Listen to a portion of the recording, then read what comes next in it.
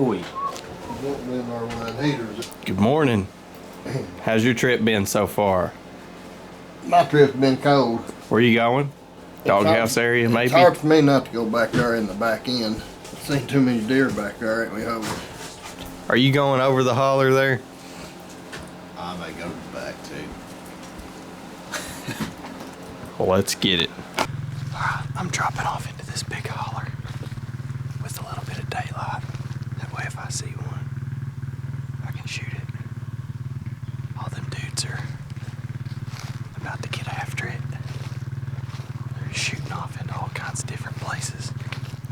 But I'm just flying solo with the Grendel. The Grendel's about to eat. It's probably down in like the 30s, low 30s. But we've got heated socks and I got a heated vest on. And I have the Lord on my side. My deuces. I'm gonna get down here and get set up. I'll see you in a little bit.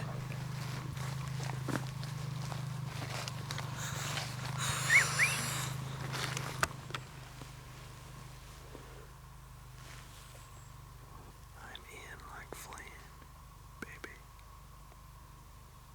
It is dead quiet out here this morning. I can see this whole big holler. I think it's gonna be a good morning.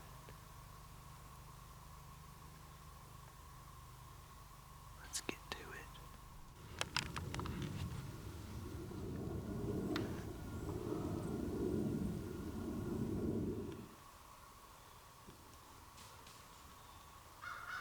Do you have a moment to talk about our Lord and Savior, Jesus Christ? I've got deer running everywhere around me.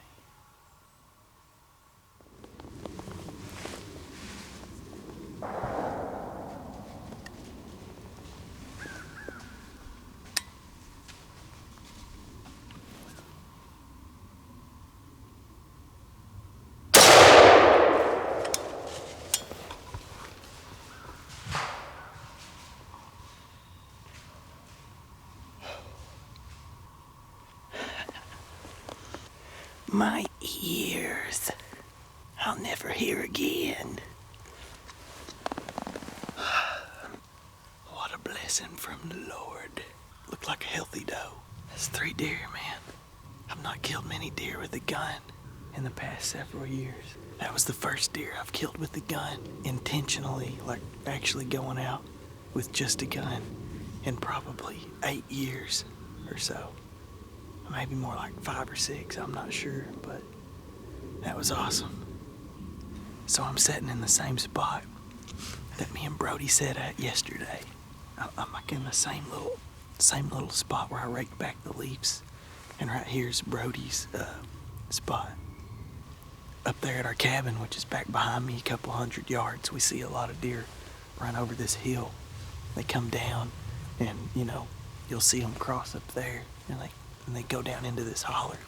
That's kind of why I wanted me and Brody to sit here yesterday, hoping that being here we would catch some of those deer crossing right here. And earlier it looked like a good buck, chased a doe down into this holler, ran her around and spit her back out.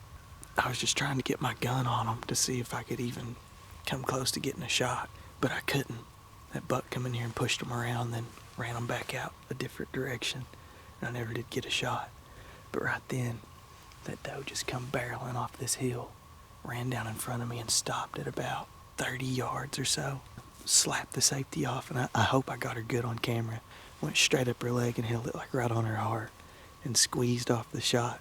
Got a good surprise shot without, jerking the trigger. That trigger's like 3 pounds, something like that. But it was perfect, man. I was dead on her heart. And that shot broke. She, kicked, hunkered up, and tore off and only made it about 20 yards or 30 and piled up right there. She's down, son.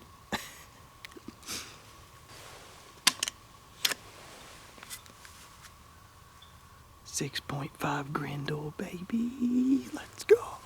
I've got one more doe tag, but I don't think I need to use it this year.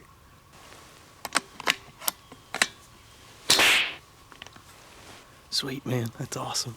I was getting kind of cold. When I heard her coming, I reached over and turned the camera on and tried to get her on it like as best as I could. But man, during the rut, when they're just running like that, it is so hard to self-film, get the deer on camera, and shoot them. I think I'm completely done with 2022 deer season. I'll probably take Mackenzie a time or two, and I might go film somebody, you know, but I'm done. I don't think I'm intentionally gonna go out to shoot one anymore. Man, it's been an awesome season. Shot that buck in like mid-October. I'm thrilled to death with that buck. One of the best bucks I've killed with the bow. I just found sign, hung my stuff, and shot him without really using bait or trail cameras or anything like that. Then we went to Del Hollow and I shot that doe at like 38 yards with my bow. And now I've got another doe on the ground with a rifle. The Grendel has ate breakfast. I think I'm gonna sit here and try to warm up a little bit, get my fingers back in my pockets, get them heated back up.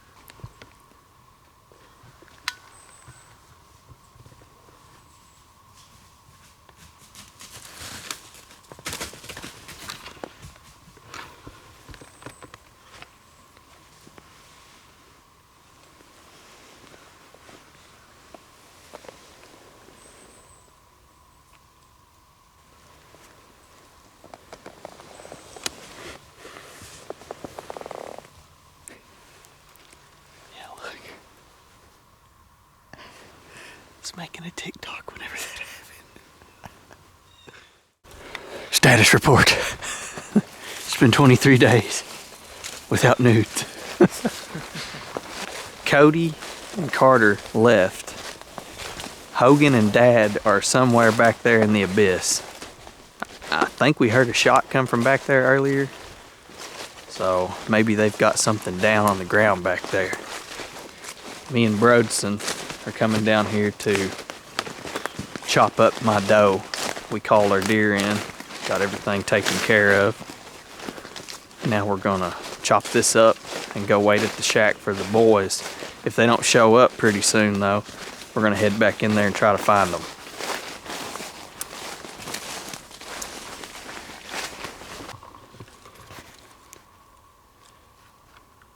Nice. So we pulled up back here in the back. This is the four-wheeler Dad and Hogan took. The GoPro, Hogan's backpack, and his chair here. But no ho-ho. The plot thickens. Dun dun dun. Well, I guess we're gonna sit here a minute and see if any sign hiding their hair comes up on. Oh boys, you silly gooses. Where are you? Now we wait. We're hunting two longbeards. Look who decided to show up. Dad's walking down this river right now. Yeah. I was like, but I forgot Dillon's grunt call back here. Well, you go walk the river. I was like, and I'll walk back up this way to the grunt call because it was up there like by the doghouse area. Yeah. My camera died on me this morning. The GoPro died like as soon as I turned it on. He went on back towards the Radisson and I dropped over the hill there. Well, as soon as I dropped over the hill, I probably wasn't 30 yards down in there. I seen a deer moving and kind of like squatted down. It was like 80, 100 yards down in there, all the way at the bottom of that clear spot. And in the thicket, probably 10 or 15 yards. Yeah. I seen it going through there. It ended up being a buck, but I couldn't tell how big it was. It looked like a pretty good one, but that's all I could see of it. It was gone. And I could just smell him, like it smelled like stink buck down there. Buck stank. That's the only thing I'd seen all morning. So we take off down the hill here walking, and I just left everything because my camera died. So as I sat down up there, I sat down where I seen that buck for probably an hour and a half, 2 hours. And I go right up this side of the creek, and I bet I didn't get 50 yards down through there. And I heard something coming off the hill on the other side. Here comes a big doe off there. And I seen another one coming off there. Well, it was a big doe too. I was like, here comes another one. I was like, oh, that's got to be the buck. Another big doe. Another big doe. 4 big does come off that hill. And I was like, wow. It's like, daggone. And I was sitting there thinking, should I shoot one? And about the time, like, I'm looking at these and they're getting, like, from here to these big trees from me, like they're about to go nuts. Yeah. I look back over there again, and here comes a buck off that hill, pushing all 4 of them does. He had all the hoes, didn't he? He was pushing every one of them. It was like in a straight line coming off that hill. He comes off the hill, and I was like, should I shoot that? I couldn't really tell how big it was, and it gets right up to me. And I'm like, oh, he's not as big as I thought, because I've seen them other 2 deer. They look dinky compared to the other 2 that I seen. I was like, good enough. That's what I'm talking about. But I got up to him, and he's actually bigger than I thought he was. I guess he was just so close, like it was just weirding me out. But I shot him from probably here to that tree. It probably wasn't 15.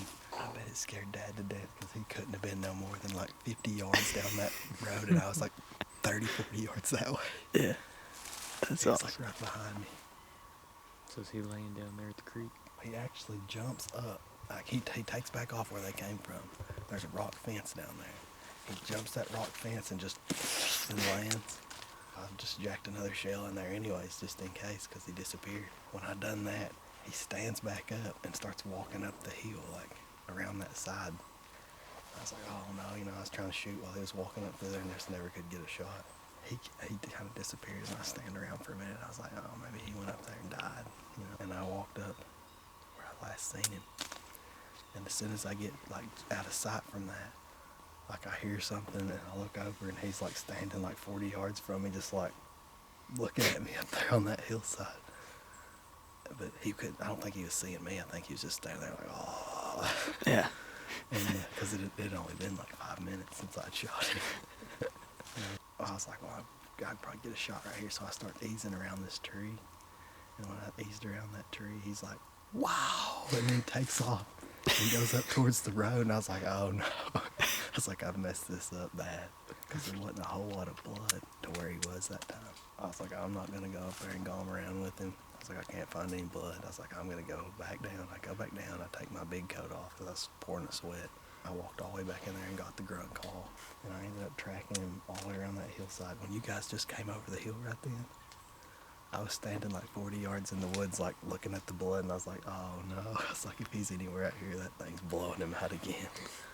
He crossed the road, went down in the other side, maybe 50 yards. And I walked right up to him. He's dead. When I got to him that time, he probably died quick. But when I walked up to him, like from here to there, I was like, oh, that's better than I thought he was.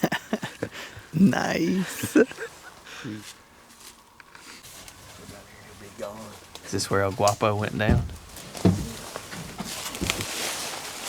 It's the Orange Army.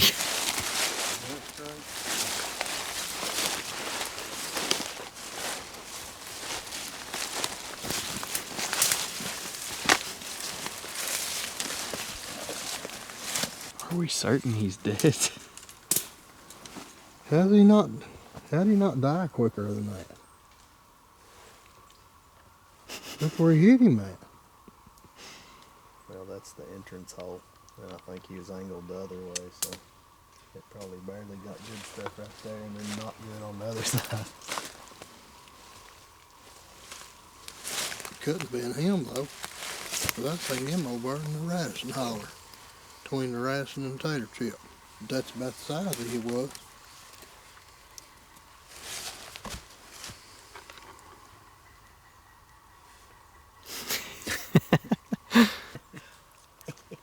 Good luck. See you later. I got the camera. See you up at the shack. Yeah. Thing, why did it go that far for?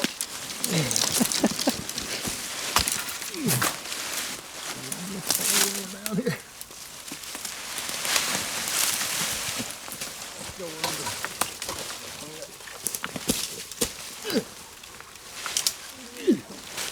It binds. You're dragging me into there.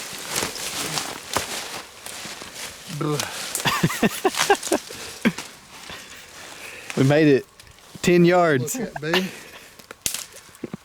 That don't look that big, but it feels like it weighs 1,000 pounds. You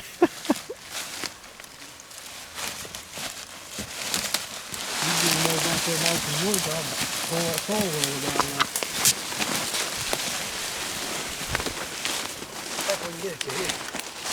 I'm having PTSD flashbacks of Kleber and Rich. Yeah. Good job, dude. Meat on the ground. Old wide load.